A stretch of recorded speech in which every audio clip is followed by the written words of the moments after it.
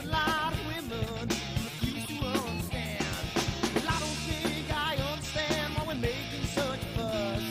And I don't think I understand what's come of all of us. And I don't think I understand why we take this world for granted. I just want to get right back to Guitar Players Planet.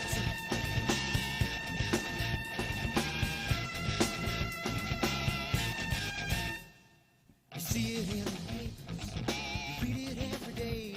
The riots and the fire going on in South LA. The muggers and the government, they're all wanting the same thing. They take you for your money, whatever else bring. Well, I don't think I understand why we're making such a fuss. And I don't think I understand what's come of all of us. And I don't think I understand why we take this world for granted. I just want to get right back to Guitar Players Planet.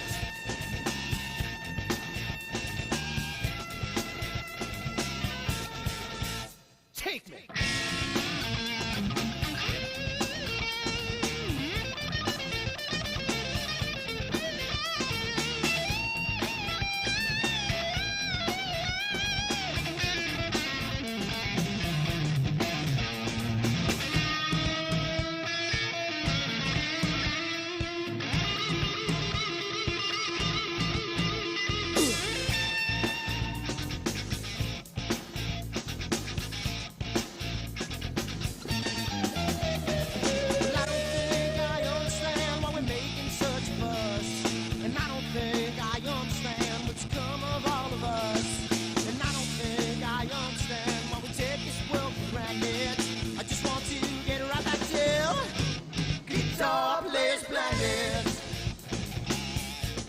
Guitar Players Planet.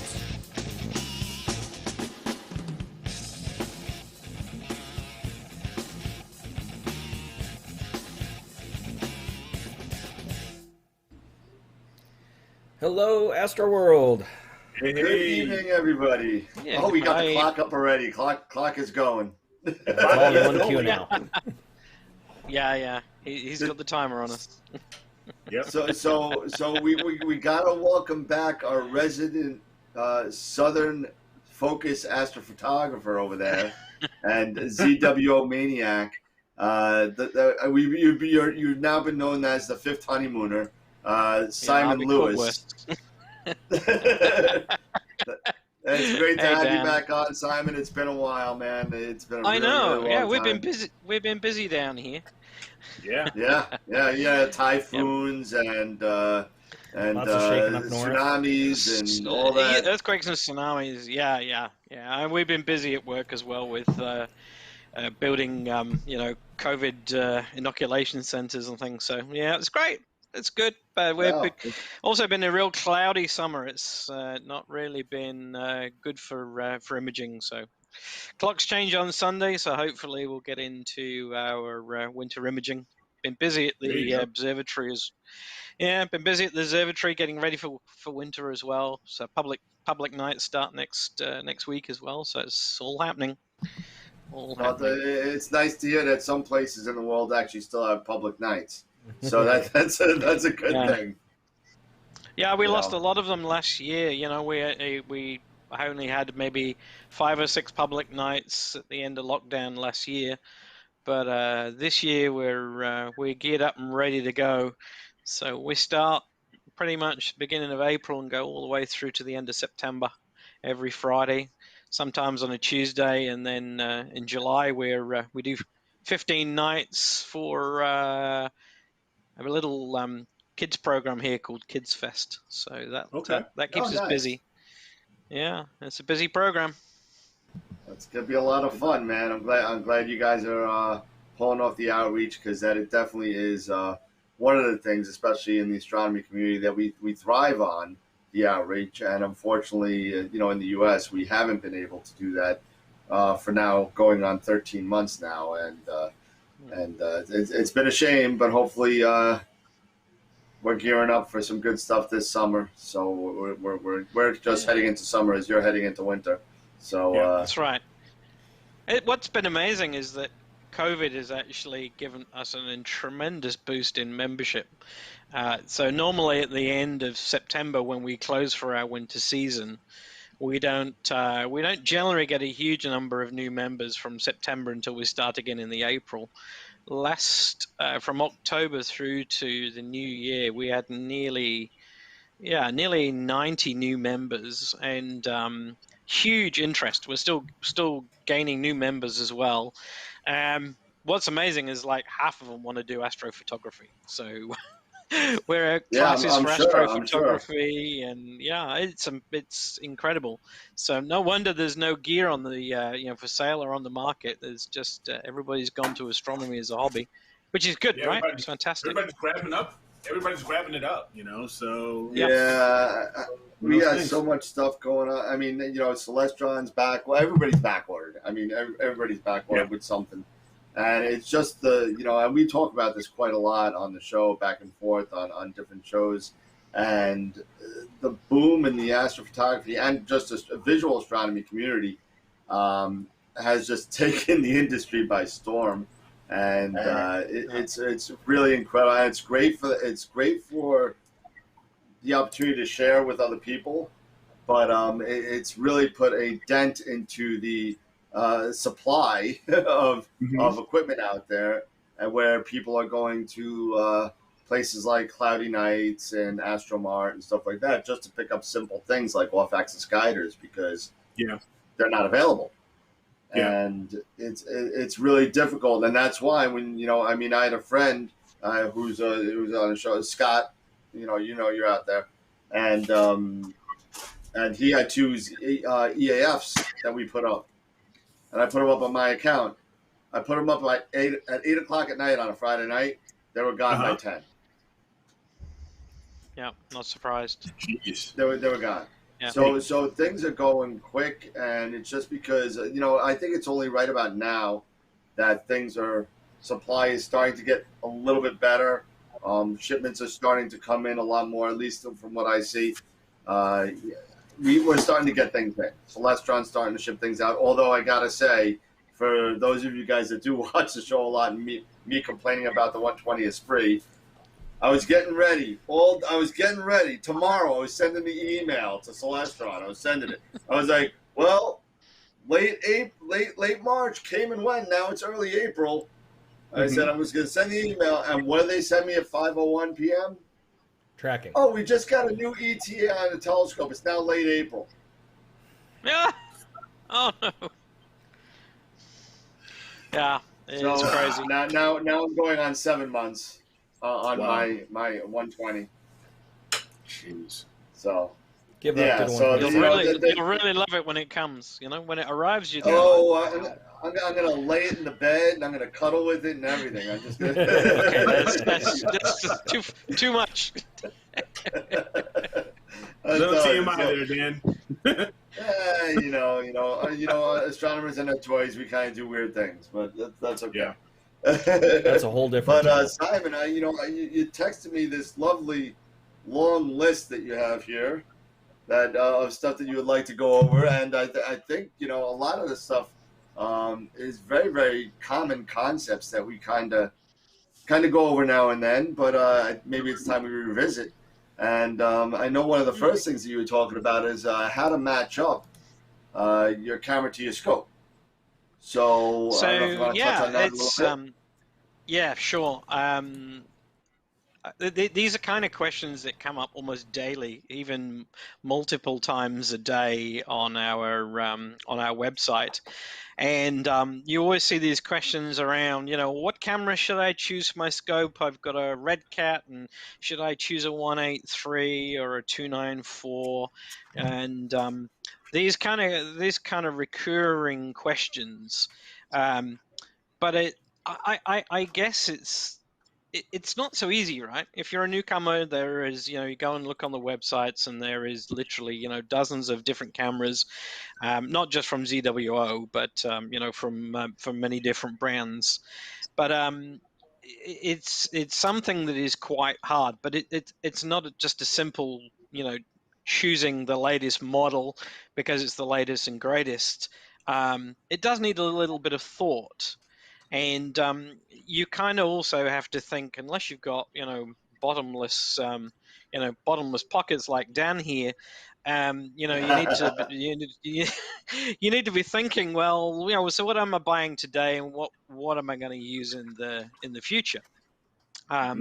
Because the camera that you choose today, if you choose something that is a general sort of run of will do multiple jobs, you can generally, by giving a little in some areas, you can gain in the longer term. Of course, it's quite easy to choose a camera per job. So it's one of these things that you can go and choose a camera and have it only for that scope, only for that kind of target, and then you can just stick with that. But if you're going to use it for something else, then it becomes quite difficult. So for me, the choice is to create a bit of a view of what you want to do. Is it a short, short, mid, or long focal length you're trying to fit the camera to, and then try and work out, from the models on the market, what are the things that matter to that particular telescope and that particular type of target. And one of the things I see quite often, not really thought about, is the camera choice is really sort of going to affect the field of view and the pixel scale. And for me, that's the one of the first things is to be looking at, particularly around wide field.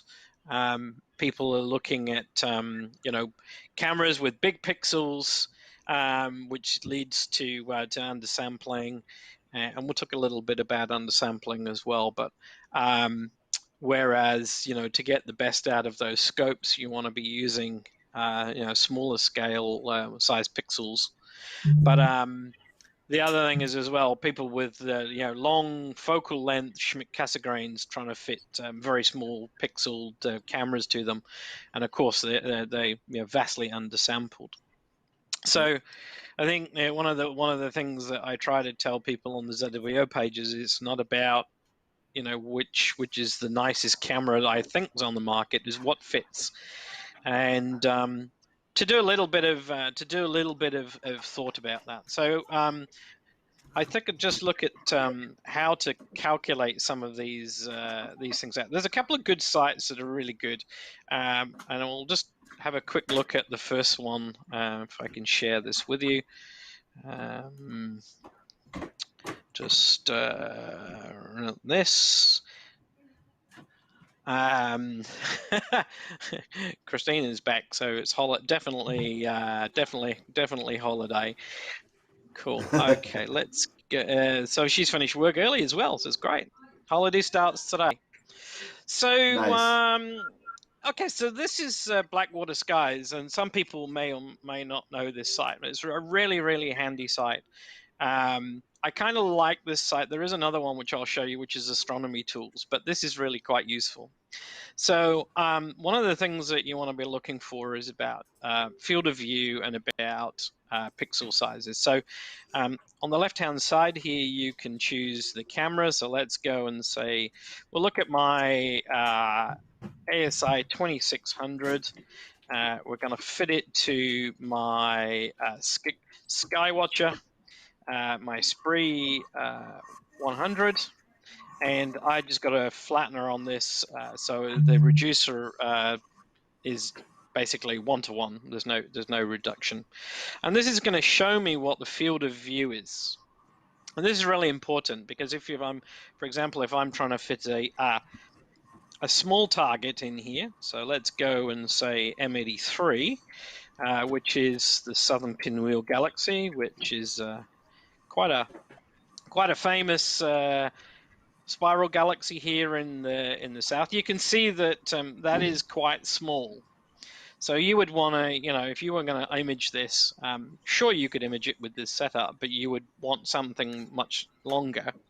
Whereas if I go to, say, the Carina Nebula, which is another big target here in the south, very large nebula, and you can see, wow, that's not going to fit. It's you've got the Gabriella Mistral Nebula up here, the main part of the Carina in here, and you can see that Carina extends all the way down here. So you would have to either accept a smaller view in terms of the overall nebula, or you'd have to do a mosaic, which is fine. So that's not an impossibility. So you can do mosaics, but then obviously you're building up more imaging time. The one thing to look at here in this top corner is this little value under here that says 1.41 per pixel. And this is the pixel scale. So this is 1.4 arc seconds per pixel. And this is quite something that you want to take attention to. In general, we try to look for something in around 1 to 2 arc seconds per pixel. And this means that you're looking at around 1 to 2 arc seconds of sky for every pixel within the camera. And this is kind of a good rule of thumb. It means that when you zoom in on these images, when you look at stars, the stars will cover a number of pixels and they will remain round. If this value here starts to creep up, and I can show you this, if I put this on my ASCAR FRA,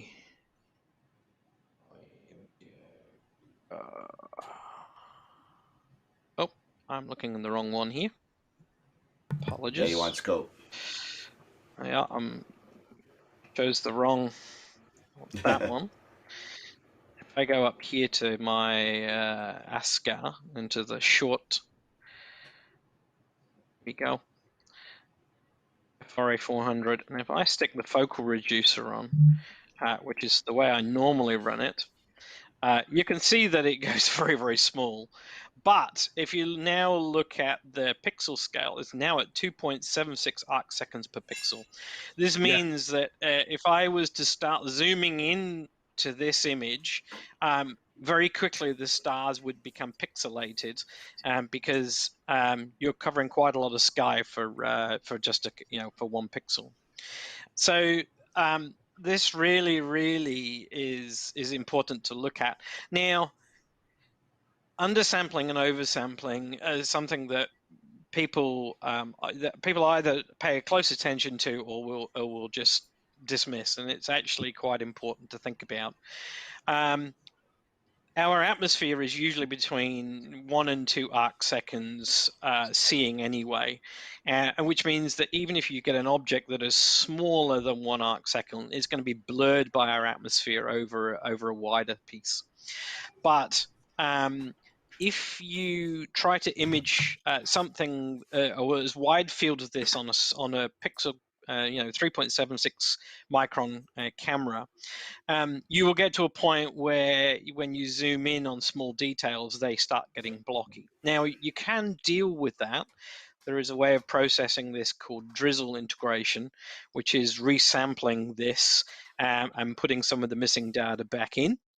And that will help you to an extent, but you will get so far out that even drizzle integration won't help you. So it's quite useful to have a look at this. Consequently, the other way is if I go to, for example, let's have a look at a GSO. Let's have a look at one of the big GSO RCs. Let's have a look at where are we? Here we go. We'll go and have a look at the 12-inch one, and we'll just take it straight out of the box. Now, you can see here we're using a long focal length Schmidt Cassegrain or an RC like this.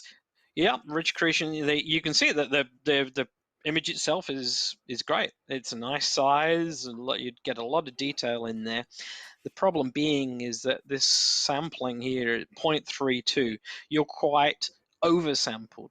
That means that you have a lot of data over a smaller number of pixels, and you'll lose some of the detail in here.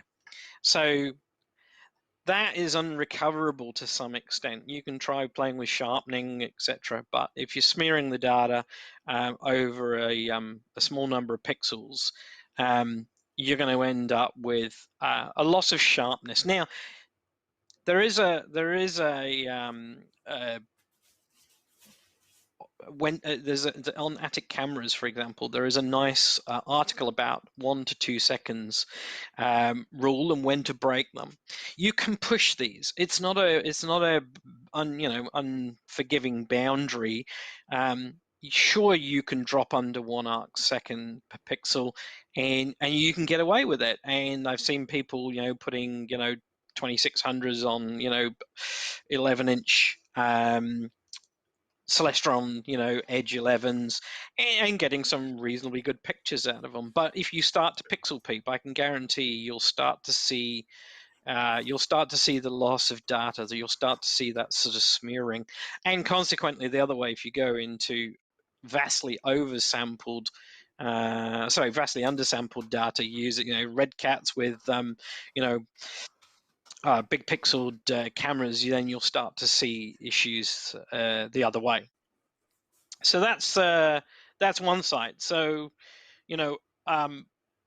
field of view, you need to think about what you're going to be looking at. Are you looking at a galaxy? Are you looking at a big nebula?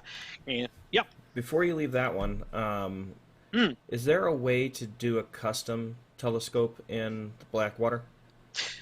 Yeah, absolutely. Yeah, sure. Just let me. I can show you that. Let me go back onto here. Find the right tab again. Here we go. Now, if you want to set something up that is custom, you can go in here and set the camera fine. Let's look at, for example, here's a good example of that. Here's the MC294. Let's put it on my trusty Esprit 100, love of my life. Here we go. She's awesome. So you can see here, this is this is the standard pixel size. Now, if you click on this little box here, which is the little sort of dotted box, it'll bring up this pixel size box, and you can see the 294 mm is 4.63 micron pixel sizes with a resolution of 4188 to 822. Now, this pixel size and resolution would be bin 2.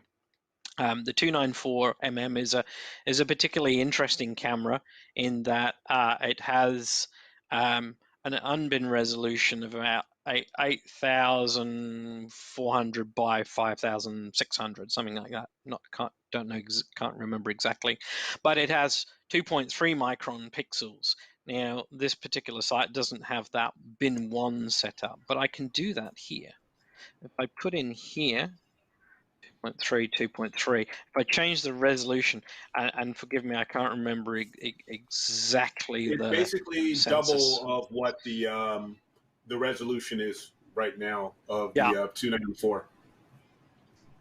So here we go. So we'll just roughly do it, but you can put in the pixel resolution and the pixel size, and it will calculate here. Now, you can see actually the difference. That's actually dropped the arc per pixel down to 0.86, which means that it's a much better match, actually. You've got a bigger resolution and a smaller pixel size. So that wouldn't work too bad. 0.86, 0.9, that's nice. Where this works is when you go to something NGC 2070, go in here. So something like a big frame, so this is the Tarantula Nebula, and you can see here that this is a big target, but there's a lot of detail in here, and you would really want a good resolution to pick out all of these little fuzzy bits and all these little blobs of hydrogen that lie within NGC 2070. So having something with a smaller pixel and a better resolution is actually quite beneficial. Now, we can talk about the 294 because the 294 is an interesting camera in that it has this native resolution 4.6, and then you can drop that down into this bin 1 mode, which unlocks this large resolution of 8K by 5K. There is some downsides to that in that the well depth isn't as good. The QE remains the same because it's got the same, the QE being the efficiency of turning light into data. That remains the same, but the well depth, how long you can expose before the pixels are overloaded and basically you start to burn out the detail, isn't as high, isn't as great. So there is some loss to that. So if you were on a really bright target, you probably wouldn't want to use that, or you would really have to reduce your exposure time.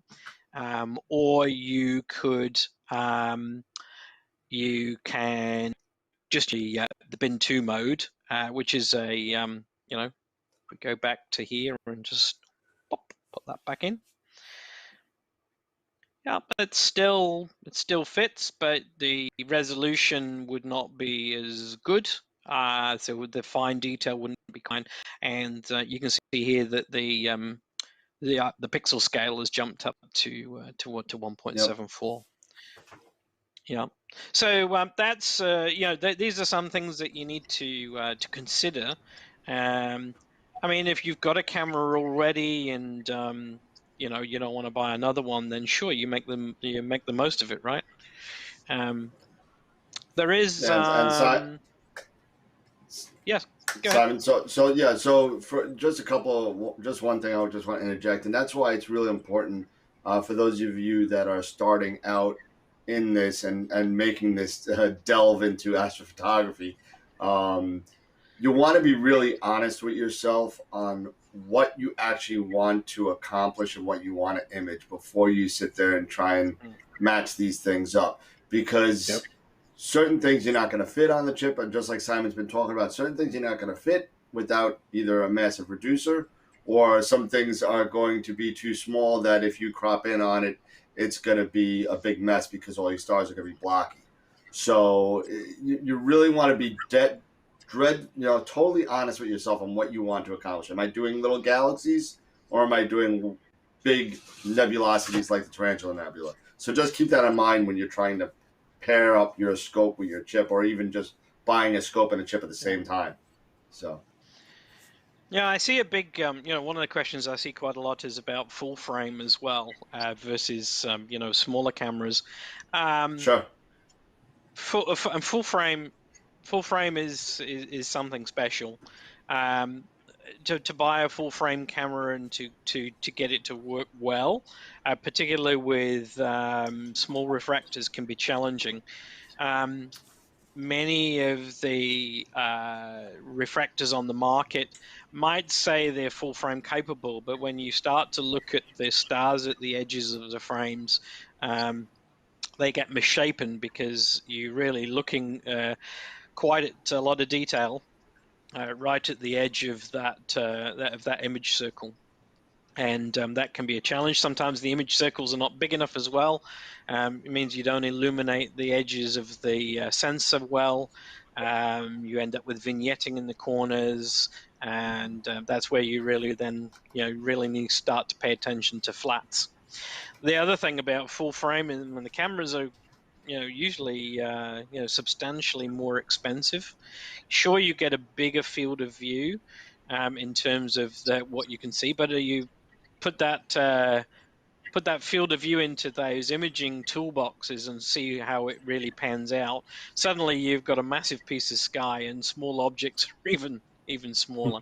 So they're great for big, wide nebulas. Or if you fit them on something on larger scopes, you can of course crop those areas out and focus on those smaller areas. But heck, the other thing to think about is all of the accessories that you buy field flatteners, focal reducers, filters, filter wheels. They all need to be capable of illuminating that huge full frame chip. So when you go full frame, you are into a different league in terms of money. Full frame reducers and flatteners are vastly more expensive than 4/3 or APS-C size. Yeah. The filters. Oh my, filters. Yeah, you need to start looking at selling kidneys or your firstborn, because those the cost for those narrowband filters are going to really hurt. So yeah, I know I've seen quite often people go, yeah, full frame. I want full frame, but you really need to think about full frame. What is it going to give you? I really think these days the sweet spot is APS-C, and even APS-C. You really need to think about all the accessories you're going to put on there, particularly filters. If you're running a fast scope, like the Ascars, with their they can drop down to like f3.9. If you're running it on Newtonians and things like Razors, you really need to think about which filters that you're going to use, because the filter sizes need to be substantially larger than the chip because of the angle that the light arrives at. It means that if you try and run a fast scope with 36mm filters on an APS-C chip, you're liable to get some vignetting. And if you're using a slower scope, it's great. So if you've got like an f7 refractor, then you're fine. If you're using something much slower, you'll get away with it. But the light cone that arrives in a fast scope, like a a Razer, etc., can really cause problems. And this is why people see halos, have problems with alignment and tilt, etc. Every time you go fast, it can give you problems. So that's something to think about as well when you're putting all this together. Really have a think about, what am I imaging? The size of it, where I'm imaging, the weight, how much money have I got to spend on this? How big a filter can I afford? Because at the end of the day, right, most of us are on budgets in our hobbies. So, you got to have a think about it and play around. I spend a lot of time playing with that imaging toolbox. There is another one called Astronomy Tools. And that is also a good site. So you can play with these, come up with a field of view, look at the targets, because the other thing that these affect as well is your imaging time. If you've got smaller pixels, the light is spread over a much bigger distance, which means that you need to spend somewhat more time exposing to get a decent set of data. Whereas big pixels, they cover that light real good, and that'll mean that your imaging time is reduced. So that's the other thing. I see a lot of discussion on the ZWO pages around QE and well depths and bit depths, and I thought, just if you would indulge me, I'd just talk very briefly about why are these important? Well, let's just very briefly bring up. We'll just bring up a camera here on the ZWO page, and we'll just talk a little bit about what some of these specs mean. So. And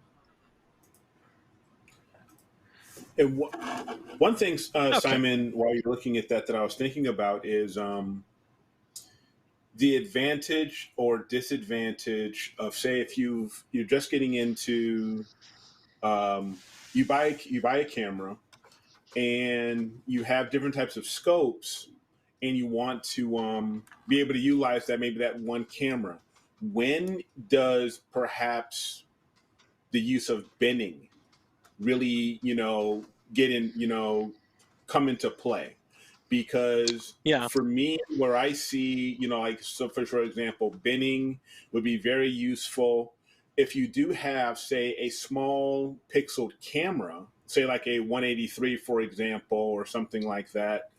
But you're using it but you start out with a small refractor, like a 70 millimeter or Rasa or anything like that has a wider field, and now you want to maybe take a look at getting a different camera. Not camera, but scope that has a longer focal length, maybe something for galaxy season or something like that.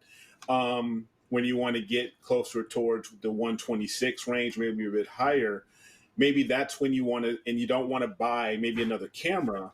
I would say maybe that's when you want to start thinking about um, using binning to, help increase that pixel size in that, so you can be able to utilize it um, when you're using those longer focal length scopes. What do you think? Yeah, I mean, binning is binning is an interesting topic, and it comes up again. Also comes up very regularly. Should I bin or not? For me, if I'm buying a brand new camera, then I would I would try and fit it to my best options, to give me the best, the best of all whatever I can use. Mm-hmm. Whether I can put a focal reducer on there and maybe improve the pixel scale that way. Okay, I may be somewhat still what undersampled, but what the heck, I can get away with that. But if you got it like a 183 and the focal length is really on a new scope is much longer, Mm-hmm. and you could you can try binning and see how it looks. I personally because you're basically a quarter of the resolution. So binning, for those that aren't familiar with it, if you bin 2 by 2, you're basically taking a group of 2 pixels wide but 2 pixels deep, and basically creating almost a super pixel out out of those. And if you've been 3 by 3, you're basically 3 pixels wide, 3 pixels high, but then the resolution is even further reduced. Yeah, you can get away with this to a limited extent, but I personally, it has a limited appeal, I think, for me. But you could sure try it and see what the kind of results. Where I tend to use binning is if I am doing autofocus, or if I'm doing plate solving on the start of my imaging run. Right. I will bin at 2 by 2 or even bigger, because it increases the download speeds, right? And Mm-hmm. Yep. I can pull down a 2 by 2 frame quite quickly. But yeah, binning is also it's much easier on a mono camera than color camera. Color is not gonna work really really well, because of the Bayer matrix. And Right. I think I think for me the idea is, if it's a must do versus I don't do it, then sure, try it, but it's a better option to get a camera that is closer matched in Sure. pixel scales. So Sure. looking at them, just quickly looking at these, we're looking at this is the ASI 2600, and there is some detail in this that is interesting to make a note of. So obviously it tells us things to note. APS-C. Here's the sensor size, 23.5 millimeters by 15.7. You really want to note this if you're buying a mono camera, because this is going to drive your filter size that you buy. There is no point in buying a filter that is smaller than this, because actually this is rectangular. So if you drew a circle, Right. 24 millimeters in diameter, you can see what kind of filter you need to buy in. And also you need to obviously go bigger, as we talked about. If you go faster in scope speed, then you want a bigger filter. Resolution 6248 before 176. This tells you how many pixels there are. ADC 16-bit. This is how many bit levels are in the digital conversion. We'll talk about that in a second, because this is also something that gets people hung up a lot. Read noise. This is how much noise is actually introduced from the electronics of the camera. And temperature. This is also this is funny, because this is also something that trips people up a lot. So where it says cooling temperature 35°C, this is saying that it will cool up to 35 degrees below ambient. Now this happens a lot on the ZWO page. Somebody says, I've got my software set to -20. So what does that mean? Does that mean that it's it's 20 below ambient, or actual sensor temperature? And software in general is the actual temperature of the sensor. So if you set it to -20 in the software, it will be -20 on the chip, but it will cool up to 35 degrees below ambient. That means if you're 20 degrees outside, the best that you're going to achieve is like -15 in the cooling. So better to try and work out something in the cooling that works all year round, right? And then you can or set a summer and winter temperature. Then take your darks that match. So you want to be taking your darks at the operating temperature.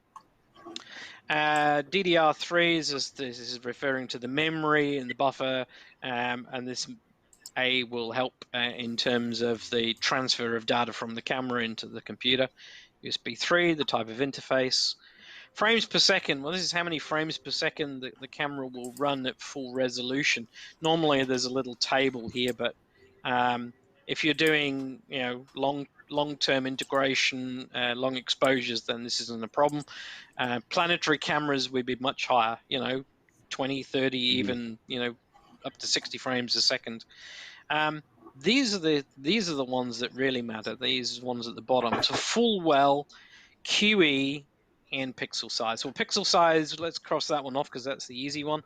3.76 microns per pixel. So we talked about pixel scales earlier on.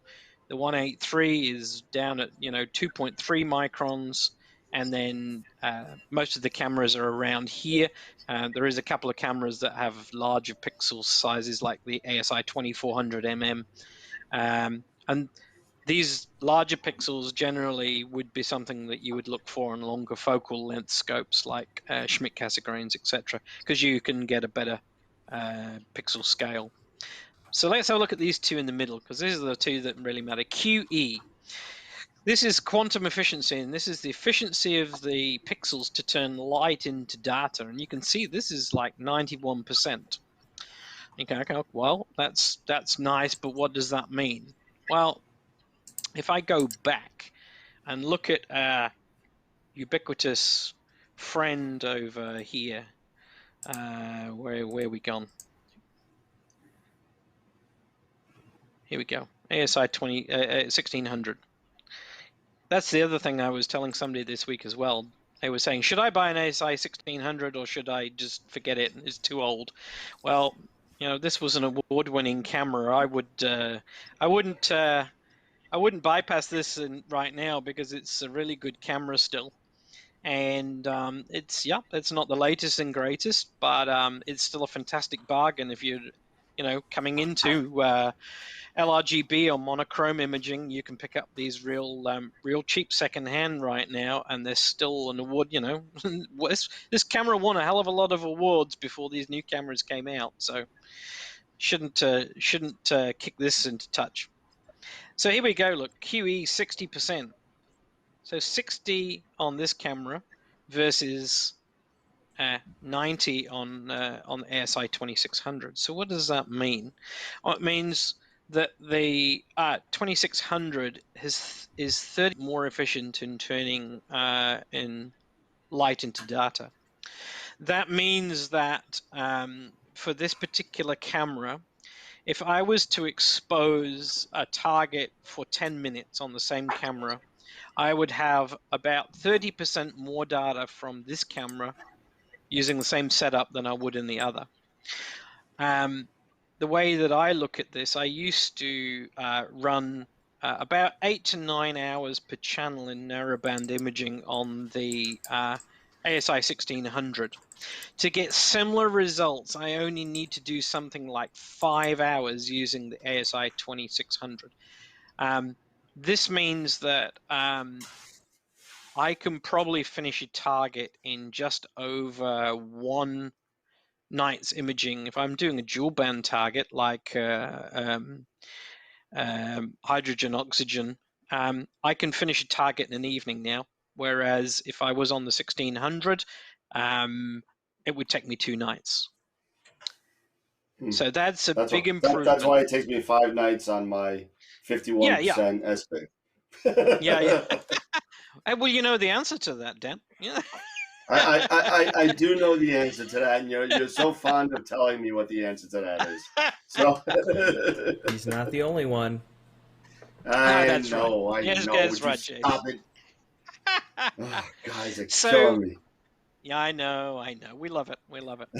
So you can see here. So this QE is really, really interesting to look at, because this high QE now on these cameras is really meaning that you can reduce the imaging time, get a lot of light much quicker, and that saves a lot of time, particularly if you get short weather windows. Mm-hmm. So that's something to have a think about as well. The other thing is this full well depth. Now, think of full well depth as a bucket. So you've got a bucket in the garden and it's raining outside. And the bucket will only hold so much water.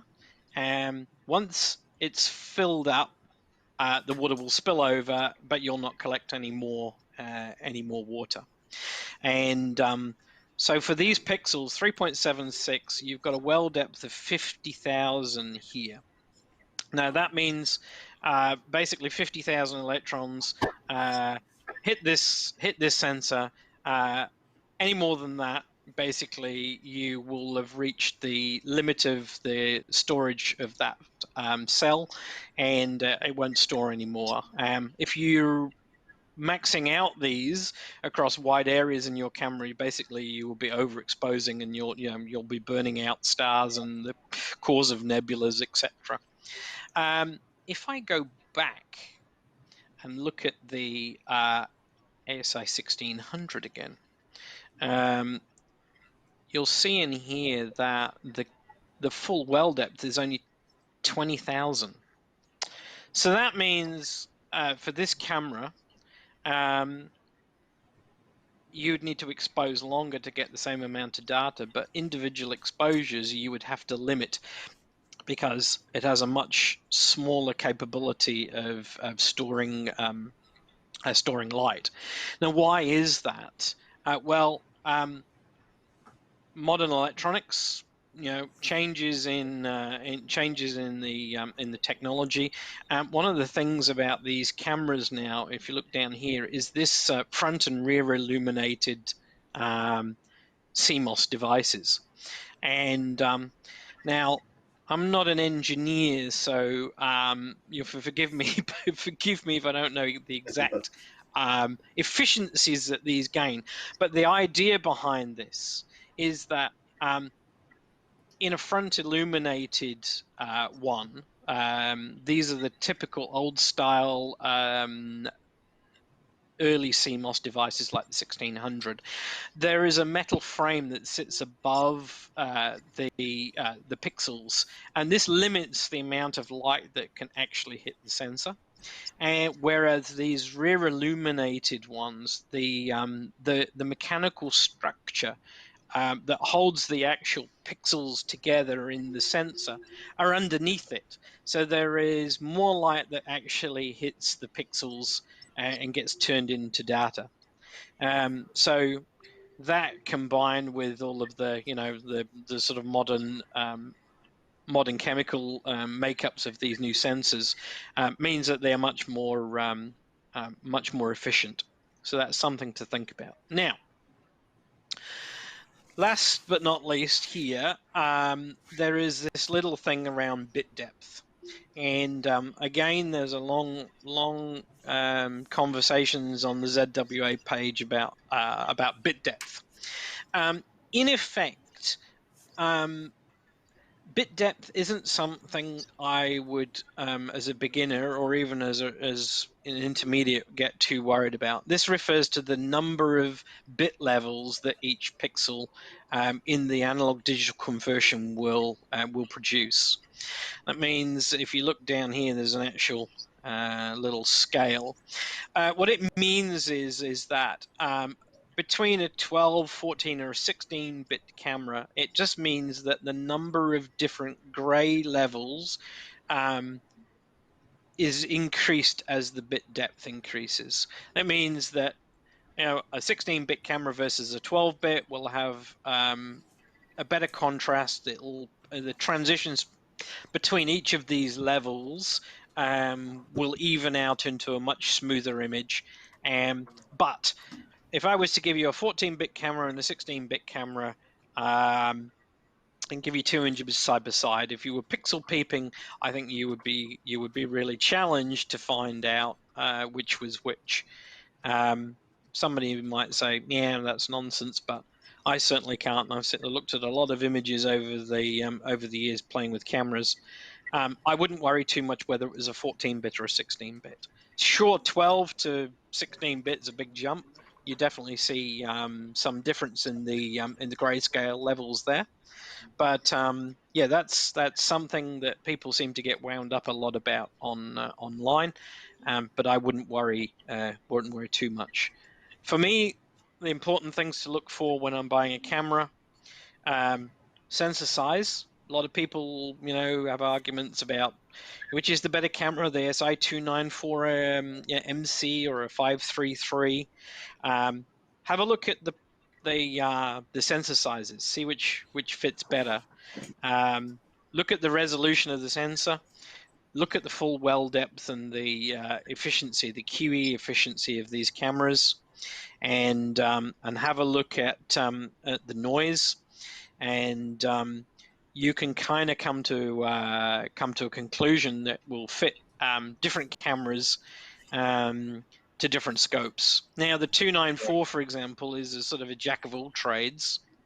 If I just have a quick look at this camera. So the 294 has a 4/3 inch sensor. It's 19 by 13 millimeters. It's quite a reasonable size sensor. 4,144 by 2822, so reasonable size number of pixels. 14-bit ADC, quite nice. 1.2 read noise, not too bad, not too bad. USB 3, good cooling temperature, quite nice. Frames per second 19, much faster. Well depth 63700 is quite decent. I notice on here they haven't put the QE, but I think this web page is quite old now for this camera. I think the QE, from my experience, is somewhere around 80%. It's quite a sensitive camera. You can gather quite a lot of light with this camera in a short period of time. Is that the mono or the color?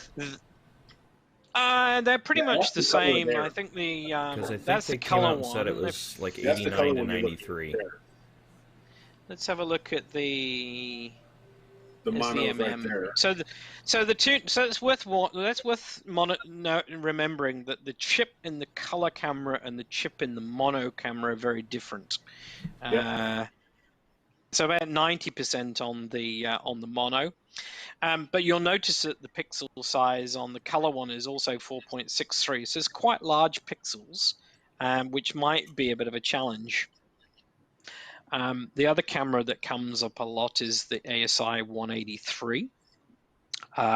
Also, you know, this is an older camera, but still turns in some really nice images. But if you look at this,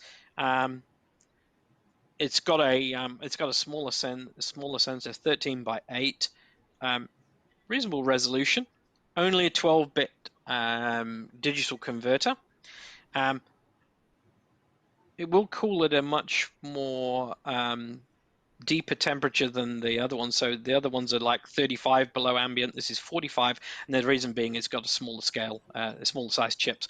That's one thing to note, is that when you start getting these bigger chips, there's a lot of sensor to cool. Full well is only 15,000, but a reasonable QE of 84. But the pixel scale, a pixel size of 2.4 microns, that's going to bring your pixel scale into something quite reasonable. If you've got a Red Cat or an FRA 400 or something like that, this will match really, really nicely.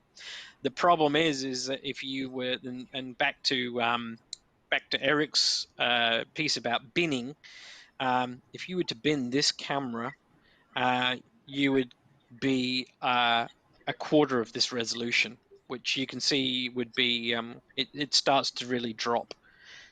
So for me, if you wanted to use binning, you would really want a big, full frame camera that you've got a large resolution to start with that you can bin down into something more reasonable. Yep.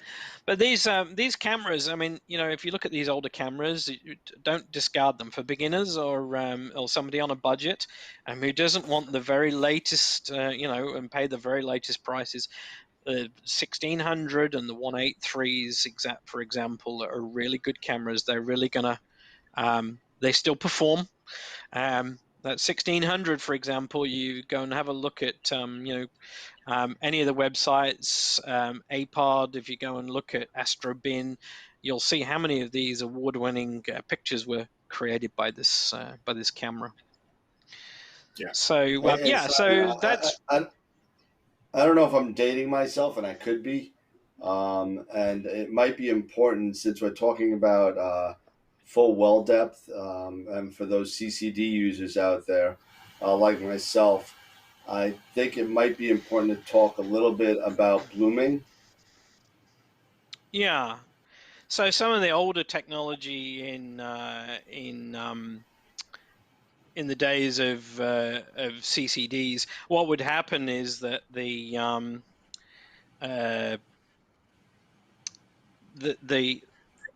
pixel will fill up.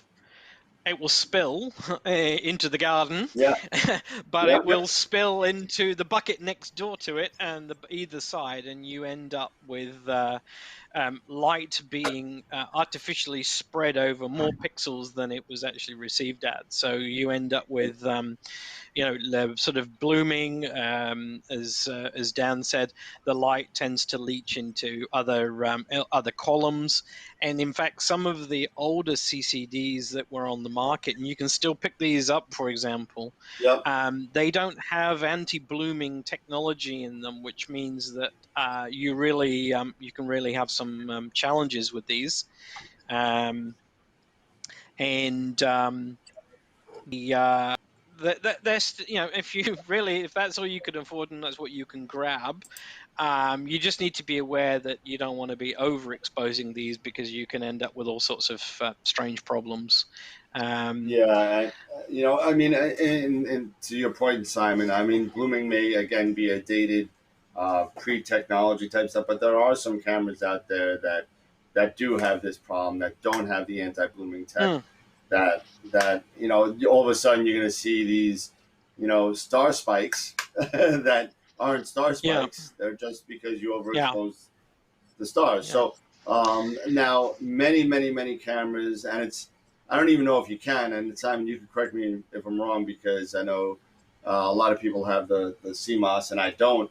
Well, I have one now, but I'm still playing around with it. But as far as I know, it's close to impossible, because of the anti-blooming or the inherent properties of a CMOS chip, not to bloom. Yeah, I mean, we've got an older QHY CCD at the observatory, and yeah, for sure that ends up with you'll end up with light from one star sort of bleeding into other Yeah. columns, and yeah. In terms of CMOS, basically what happens is it floods to the full scale, and then it won't give you anything else. So basically, But you what just you do you put a find lid on the then, well. yeah, the bucket just keeps overflowing, but it doesn't flow into the bucket next to it. What you will do though is that if you're taking something like Orion M42, if you if you're trying to image the core, the trapezium at the core of M42, Sure. then the way to do this is not just to do one set of long exposures, but to do a set of varied lengths of exposures, so Yeah. that you can basically image the core of 42, and then you combine them in the processing. Um, Yeah. but I yeah, you know can that. and they're really efficient. You get an efficient camera like the 2600, and you try and do 5 minute long exposure on M42, and yeah, you're just gonna blow out the core, It's going to Yeah, blow you're it gonna out. blow out the because you won't be core. able to see the Absolutely. data. Mm. So yeah, so And then it's this is a topic for another day. But mm, Pix Insight does a wonderful job with the HDR composition and that kind of stuff. When you yeah, do that, the different exposure lengths and layer them in a way. And for those of you that yeah, are old Photoshop users, masking and layering and all that stuff comes in. But mm, there is a process or two or three in Pix Insight mm, that can actually help you out with the layering and masking and kind of automate it a mm, little bit, make it a little easier on you. mm. So one final thing, one of the little questions that I see quite often refers to is really only relevant where you are using some kind of field flattener or focal reducer in the optical chain. So if you have a new scope, I saw somebody, let's take the example I saw this week. Somebody had a brand new ASCAR FRA 600. Um, this is a very nice um, 5-element flat field, 600 millimeter focal length refractor. And he was trying to get this thing to focus, but he had the adapter at the back of the telescope, not using a focal reducer or flattener, but then had a whole pile of adapters. And he said, "Oh, look, I've got more than 55 millimeters here. I can't focus it." Um, and I said, "Yeah, you need to lose all the adapters because they're only relevant to something that has a focal reducer or a field flattener in." And then he referred to the back focus of the telescope was 136 millimeters, I think it was. What this refers to is the distance that you can obtain focus on using the supplied conical adapter. That means if you're not using a focal reducer or flattener, you can put the camera straight on the back of the adapter and focus it, and you will be using the inherent capabilities of that FRA 600 to give a flat field, and it will focus without any additional adapters. If you've got a telescope that you're using a focal reducer on, and this is another mistake that people make, is have a look at the actual physical distance that the focal reducer actually wants. Most of them, but not all of them, are 55 millimeters. And some of them, like the Williams Optics ones, and Eric will be able to tell you, he's probably had these juggles. Um, Yep. they use a focal reducer that can be used across a number of different models. And Yep. you may have to set the distance on the focal reducer first, dependent on what it says on the site and depending on what scope you've got, and then set the back focus out from the back of the threads of the focal reducer to the camera. Yep. And don't forget, the cameras themselves have a distance between the threads and the front face of the camera to the actual sensor. You need to calculate that in as well. So usually, if it's 55 millimeters, there'll be either a 17.5 millimeter from the front face of the camera to the sensor. Then there'll be a 21 millimeter adapter, a 16.5 mil adapter, and that on the back of the focal reducer gives you 55. Now, these 55 mil does vary. Not all focal reducers are 55 millimeters, and there are one or two on the market that might say they are 55 but are not.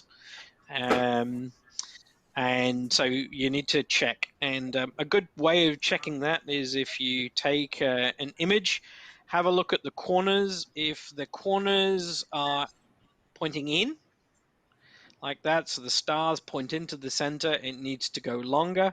And if they're pointing out like from a central point, then you need to go shorter.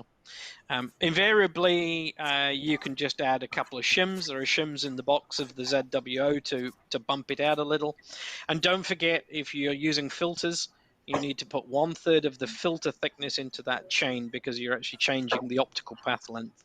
So you may need some shims as well. So using a focal reducer or a flattener, check out the back focus on the manufacturer's site. Work out what you need to add in for filters, and that should put you on the money. But really careful about flatteners like the William Optics ones that are used across different models. They may vary. And TS Optics, for example, are another one, depending on which focal length of scope, will tell you what the back focus is that you need to set. And if you're using a telescope with an inbuilt flattener like the ASCARs, then you don't need to worry about it. You just connect it up without any adapters. You may need to go from 48 to 42, but you can basically screw it on and just focus. You don't need to worry about any kind of distance.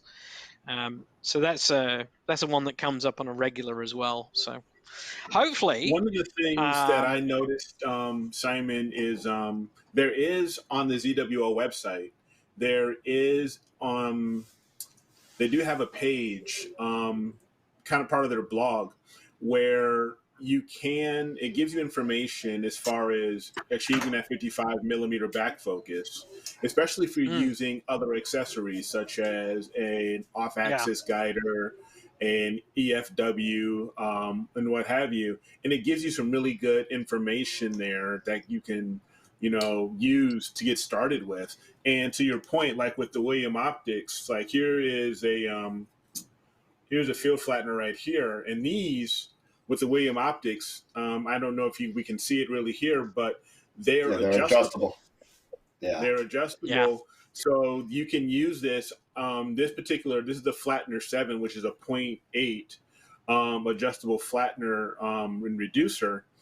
And you can use this on like maybe 3 or 4 different types of William Optics brand telescopes. But you can also use them on other scopes because they do give you the information on the adjusting distance. And you can get pretty close based off of that adjustment distance for, like, say, if you're using a ES 127 versus a Zenith Star 126, you're talking basically pretty close to similar focal length. So you can use the adjustment information that's out of William Optics and get pretty close to what you need for a different branded telescope. And it's worked out for me really well. It's because I have both the field flattener and the flattener reducer right here, and it works out really well. And it is it's truly when you're using something like this, it really is, because you're going to instead of the scope, you're hitting this glass first. So you're really going to hit that. You're really going to use that 55 millimeter back focus when you're using something like this.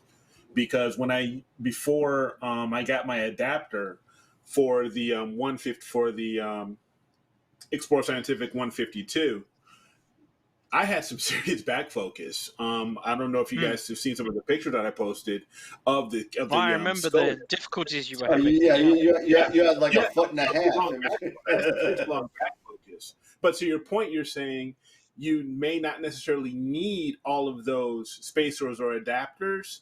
You could possibly just go prime right to the directly into the scope and make your adjustments Yep. there. Yeah, Yeah, Good to know. and to the your point, Explore Eric. Scientific ones, you'll come with some spaces for sure, Yeah. and Sure. you'll Yeah. need The to put Explore some of those Scientific into comes with the reach two focus. spaces. Yeah, You know, yeah. I had a couple customers that kept on coming up to me and said, "I got my camera hooked up and everything's fine. I can't get focus." Use the spacers that Yeah. came with Yeah. it. You have to Exactly. with Explore Scientific. You have to use the spacers. You may not need them both. You probably need them both, but you're definitely gonna need at least one. Yeah. But to your point, Eric, with the flatter, I actually owned the 6A3 from William Optics. You know, I don't have those big guns like you guys have, where you know, I need something that's what 70 whatever millimeters around. But you know, the 6A was great, and I used that on two Explore Scientific scopes, and they're pretty close. They're pretty close to the 55, so it's nice. Yeah. It's nice. You know. Yeah, the one to look out for is the red cat, because that does have a 55 mil Yep. back focus on there. It does. But if you don't quite get 55, the only thing that it's changing will be the calibration of the infinity point on the ring, on the focus ring. But yeah, I Gotcha. remember when we first saw the red cat, we had quite a few users asking about what adapters they needed. So I had a good chat with William at William Optics, and he was saying, yeah, no, just put the 55 mil spacers on, and Yeah. that will bring the focus point right. And it's the same also on the little ASCAR ACL 200, the little Yeah. 200 millimeter, the 200 Yep. mil focal length camera lens scope The that camera they've got. lens. Yep. It's calibrated for 55 mil back focus, but if it isn't quite 55, then the only thing it's adjusting is the calibration of the infinity point, which most of the time you're not too worried about anyway. You're just gonna move the focus until it is sharp. Right. So yeah, that's that they I remember the Williams Optics fun that you had, Eric, with your scope, trying to get the settings right, and that's the and that's something that I regularly point out as well, is that it is almost certain. There's not many scopes that you can buy, put a focal reducer or a flattener on it, and you won't have to do some minor tweaking. You're Particularly tweaking if them. you use, particularly if you're using filters, like narrowband filters, because some of these Oh, yeah. filters can be quite thick. I've got the one I really have a love-hate relationship with is I've got a Starizona Apex focal reducer for the Spree. It's a 0.65, but it's really, really tricky to get the stars in the corner nice and round. And it's taken a lot of tuning with various shims. So I have a little piece of paper with which camera, which filters am I using, and what shims I need to put in where when I change them over, because I'll forget. And then I'll put it all together, and the stars in the corner will be like teardrops, and then it's Yep. I'm going to waste an hour or two putting shims in and trying to remember what I did. Right. Yeah, and So yeah, as Tyler sent me that 80 to compare with the Spree 80.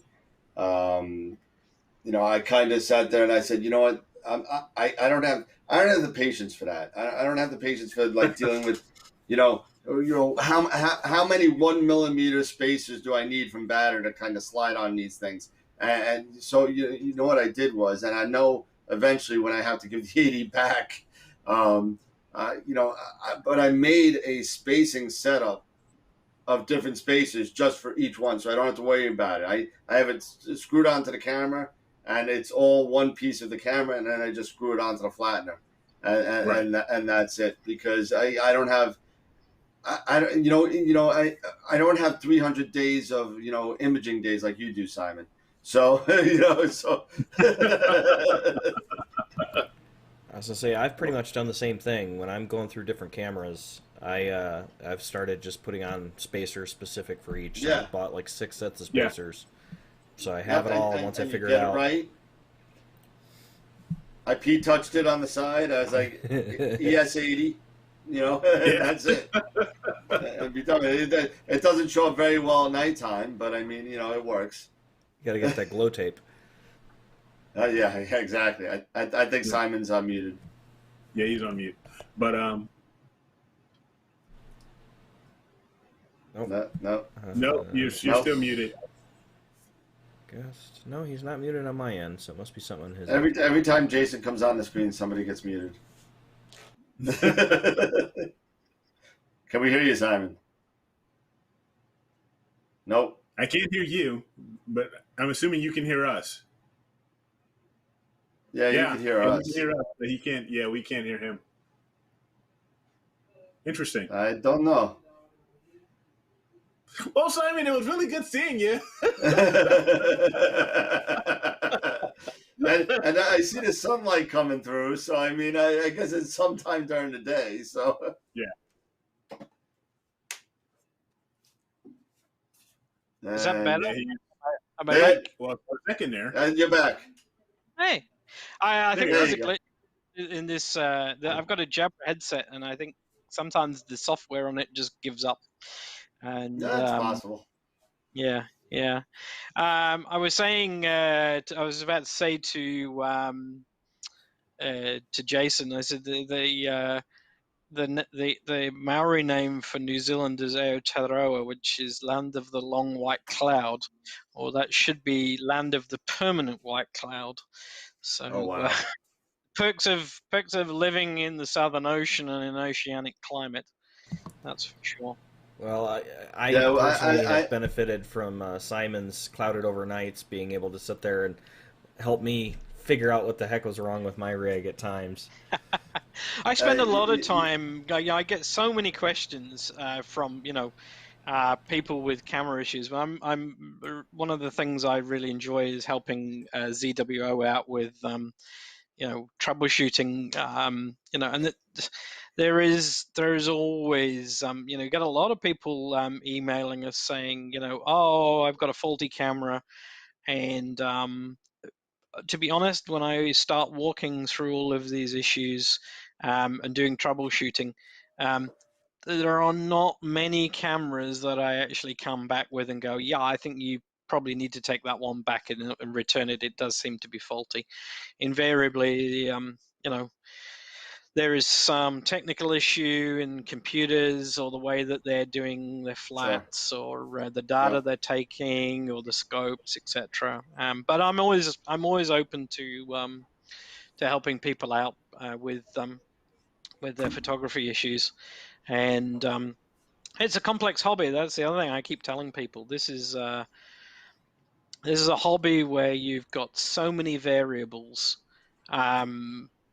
Even before you start actually imaging on a night sky, you have so many components that are fit together. And there's the other thing people tell me, why doesn't this stuff work together? Well, if you look at the ASI Air, if you look at the amount of gear that this can connect to, how many different permutations of rigs, setups, environmentals, it's pretty amazing. It works as well as it does, but I certainly don't envy people like Microsoft, who they must have a tremendous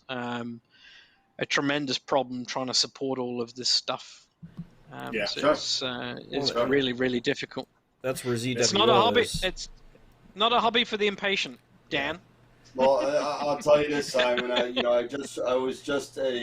swapped out my 163C, and I purchased a ASI 294 MC. Hey, so you will be getting phone calls from me. So not necessarily phone calls, but text messages regarding this silly Bayer thing that I know nothing about. And I'll be able to about time. so you know, and you're gonna yell at me because you know the only reason why I bought a color CMOS camera is to get some color star data for my narrowband images. That's the only reason why I bought it. The way the way I look at color cameras, the color cameras for me are really great if I want to image on moonless nights and reflection targets, and there aren't that many in the southern hemisphere, to be honest. No, we're pretty short on reflection. Yeah, you got way more than we have. And yeah, but you guys got some good stuff down there. I mean, you can go back and forth with this all day. I mean, you know. I think we've had this discussion before, haven't we? Yeah, yes, we have. you know. I mean, you do have some great stuff down there that we don't see, and that's like I know we're coming up on like 10 minutes left, and I just want to say something. All the data now for the Southern Sky Challenge is now on the website. So we have over 6 hours of the Tarantula Nebula in HO in the home palette SHO. Get on there and drool. Yeah. So for those of you that have donated and joined the challenge, all the data is there for you to download.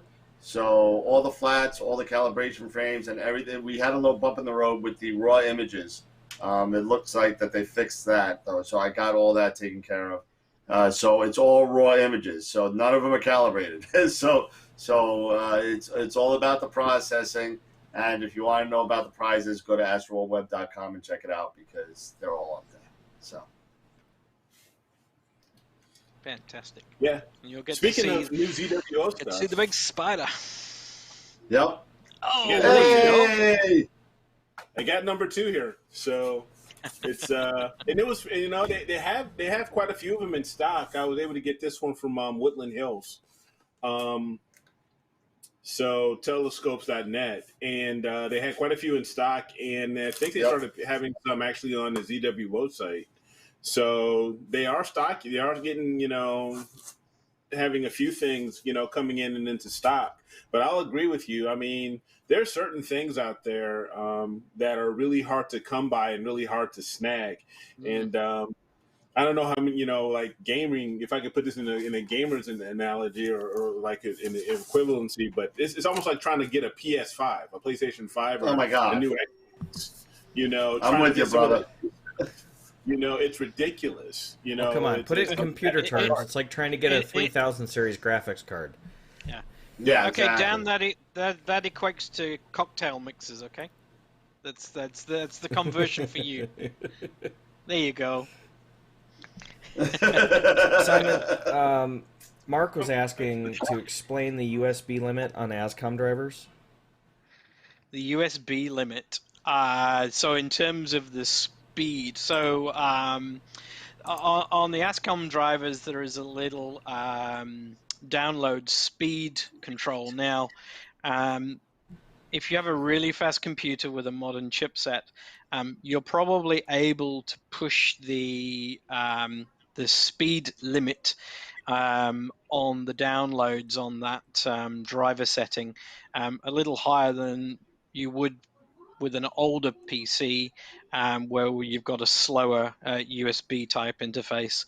And the way to check this is if you're downloading frames and you end up with blank screens or download failures, then it's best just to drag that speed down until you can get reliable downloads. Personally, I don't see a huge amount of difference if you use 80 or you used 40. 40 is the sort of lowest speed that usually is supported. I tend not to bother with bumping it up. I would prefer to have more reliable downloads and slightly longer than losing frames and or potentially locking up an imaging session by pushing it hard. So I go for reliability over speed. Personally, and I believe SharpCap has the same type of setting with the USB threshold as well. Yeah, so. Most of them do. Most of them have various. I haven't really done for downloading single DSO images. It probably doesn't make a huge amount of difference. If you were downloading frames on a USB 3 camera doing planetary, it might well you might be able to squeeze some extra frames per second out of it. I'll tell you when I get my my solar scope and I start playing around with some solar imaging. So, yeah, I got so sick of getting cloudy nights. I was like, wait a minute. Wait a minute. It's clear in the day and cloudy at night. Okay, I know how to play this. Big star. I'll buy a solar scope. Yeah. Nature says, "I'll raise you and see you." Here's a cloud in the daytime. Yeah. And if you're feeling really ambitious, you could always try a mercury shot. Yeah, these are really, really hard because these don't happen very, very often. No, they're very, very, very rare. And hey, we got some extra help. Hey, sleepyhead. Yeah, somebody just got out of the bath. Yeah, she's like she's got out of the bath. Hi. Hey, it's gonna our closer. help your dad. Excellent. So it's really, really rare. But one of the things I want to try is an ISS transit, which are a bit more more regular.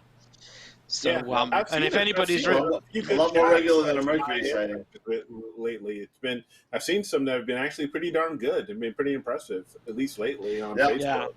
So if the sun is moving, we're into cycle 25 and the sun's really heating up now. If you want to, if anybody's interested, if you're on Facebook, go and have a look at the Solar Activity webpage and go and have a look at some of the images that have been downloaded over the last 24 hours, because there is a massive prominence on the side of the sun at the moment, and it is incredibly large. Just about I think somebody said it was about 120,000 kilometers high. There's this massive big arch of gas being plasma being held up. So pretty impressive, really impressive. Wow. It's been so quiet on the sun over the last few years, but it's now starting to heat up. So this is a different type of imaging for me. I usually doing deep sky, long exposure. I've done a bit of planetary work in the past. There you go. Hey, thanks for that. Look at that. That's pretty impressive. That's pretty impressive. Pretty amazing. Yeah, it's massive, and you could fit the Earth so many times in that loop. That's pretty darn good. Yeah, that's pretty incredible. Yeah. So I've done a little bit of planetary imaging in the past as well, but I was what really pushed me to buy one was I really enjoyed showing off the solar scope at some outreach events, and we've got a few more of these sidewalk astronomy type events programmed in this year. So I was like, hey, you know what? Let's get a solar scope and have a go. So And you ended up getting the Lunt, right? Yeah, I got a Lunt 80. It was kind of a sort of mid range in my budget, but they're not cheap. As you roll your eyes, I'm it was like, ow. What does it use? What do they say? Pay once, cry once. That's pretty much what we do, except we continue crying over and over and over again. Oh, we keep buying more stuff to buy. Yep. We keep buying. That's the problem. See, but see, there's Eric. Eric's still buying. Yeah, I'm still buying stuff. I'm still hoarding stuff because this is still sitting there waiting for a telescope. Yeah. So But yeah, I'm actually Don't show that. Don't show that. Don't show that to Tyler. I want to try to use. I want to try to do live stacking. So I'm gonna try to do some live stacking with my Rasa or in my 8SE, and maybe do some outreach. With if I can, but especially with the kids, if I can do some EAA and some live stacking and showing them, all of the different objects with using something like this, I think it'll be. You can see it on the iPad. I think it'll be a lot of fun. Yeah, that's what we do at the observatory. That's what I use the ASI Air mostly for. Is I do exactly that, live stack. And while it's live stacking, I can show people my tablet and talk to the object and let people see what we're doing. They really love it. I'm getting mine turned on. Woohoo! Yeah, there you go. I've got a very narrow window to get Monkey Head tonight because I got to finish out my HA and a little bit. I know I got about 51 seconds to say what I got to say real quick. Get the 533 hooked up, and maybe the 533 or the 294. They both work really well and do some live stacking.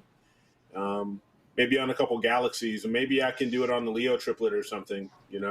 Have some fun. Nice. So for those of you that were interested in regarding my return of the little squiggle that I had back when I was doing the Leo triplet, that big little fuzz nugget that I couldn't get out. Yeah. So I'm on the phone with Scott Cole. I guess 2 nights ago, and I'm getting it ready. I'm all set up, and I'm trying to get. I'm getting this thing out of there because for some reason flats weren't taking it out. For whatever reason, I don't know. So I'm sitting there. So I took apart the flat. No, I didn't take it apart, but I took the flattener off. I blew it out. Took a picture. It was still there. I took the filter out of the flattener, the Batamoon Sky Glow that I have. Took that out. Blew it with my blower. Cleaned it off. Nothing. Still there. I said, "The hell with it. There's nothing else left. It's got to be the camera." So there I go with the 294 and a screwdriver. Open up the cover plate. Yep. Blow it out. Screw it back in. Take a picture. It's gone. I got the cleanest sensor ever. So something must have happened either during manufacture, maybe, or somewhere along the way, because I am the second owner, maybe the third owner, not sure. But that being said, it was definitely inside, not the black plate that's on the front of the 294 that covers the sensor with the glass. Yeah. Underneath with the red plate, I had to take it off. I had to take the red plate off and blow inside and put it back on. Totally gone. There must have been a fiber. I mean, I'm old. My eyes are out of whack. So there must have been a fiber inside there or something that I just blew out. And now it's gone and everything's perfect. So well, me, what happened with me with all of my, with my dust bunnies and my sensors. No, there's a difference between getting a semi-new camera with a fiber in it and taking your camera and throwing it into a dust pile. Right. I chased the same thing I earlier will this week. never forget that picture. I think it was like the first show you were on. Oh my God, those flats were horrible. Those the fingerprints and the dust and everything, and you guys are like, "What did you do? Roll this thing in mud?" Dude, it was literally like somebody took a dirt ball, and just took it and threw it right at the camera. Said, "I hate you, camera," and then threw it at yeah, went all over. It was exactly.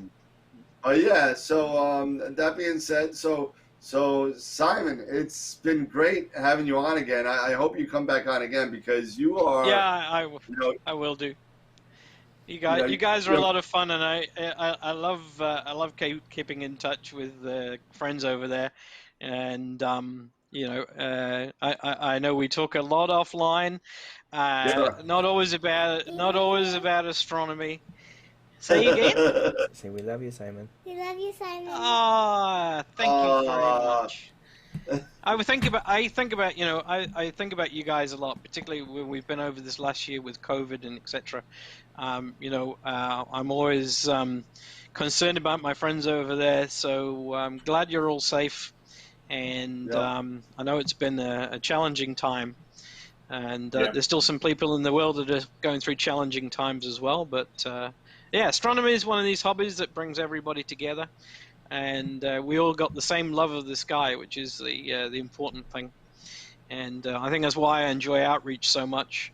It's lovely to share it. So yeah, definitely be back. And I mean, I'm in an astronomy group on Long Island that thrives on, and most do, on outreach, and to not have that outlet over the past 12, 13 months.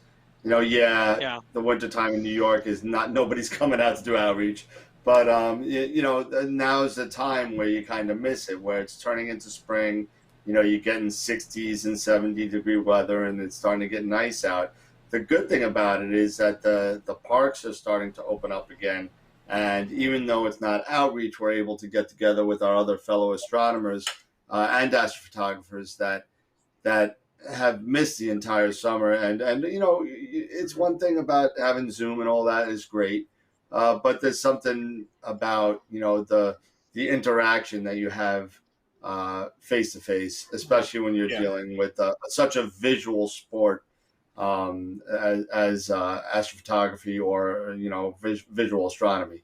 I think it's really, really, really important to have that contact with other people, and when that camaraderie that you get when you find that person that has a first telescope out there at the beach and saying, I just saw Jupiter for the first time, or Saturn. And you go, oh, yeah, that's great. But did you see this? Take a look at this. Take a look a little closer. And then you show them. And it's really, really, really cool. Anyway. Yeah, you can't beat what I love about it. We got 80, 90 people through the door on a Friday. You just can't beat someone like Jason's little girl there, stepping up to a scope, looking at Saturn or Jupiter and going, wow! That's just priceless. Yeah, that's part of what got me into then this. they go, "Is that real? Is that real, or is that a cartoon?" And he's like, "No, it's real." What's your favorite planet? It's real. My favorite planet is Saturn. Saturn. Yeah, I like Saturn's Saturn the best. Saturn's an awesome planet. I love Saturn. Saturn's one of my favorites. And you have some really cool skies down in Arizona, and maybe if Daddy's nice, he could show you the F ring. I got to get a longer focal yes, you scope do. to be able to do it well. That's actually how I got into it. I got the Mac Cas trying to chase after. At least 2,000 millimeters, if not 2,700, and then you'll be okay. I just need to win a lot of. Yeah. But yeah, you're right. Saturn's really cool. It's a great planet. We got a good program this year. We got a lot of new family members. That's the amazing thing about this. All these new members we got. There's so many families, so many with kids coming along. They want to learn more about the night skies, and it's incredible. That they such an interest. I know people are not going overseas, and we can't really escape off our little islands here. But the big driver is getting the families out and getting them entertained, and that's going to be really good. I'm looking forward to that this year. It's All right. going to be a lot of fun. Well, I hope so. I hope so. You ready? Yeah. Are you Ready ready? to go? Okay. Yeah. Let's get up here. We're ready. We can see ya. Close it out. And you're on. Keep imaging, keep educating in clear skies. We'll see you next time on AstroWorld TV. Yay! Well done. Woohoo! Well done.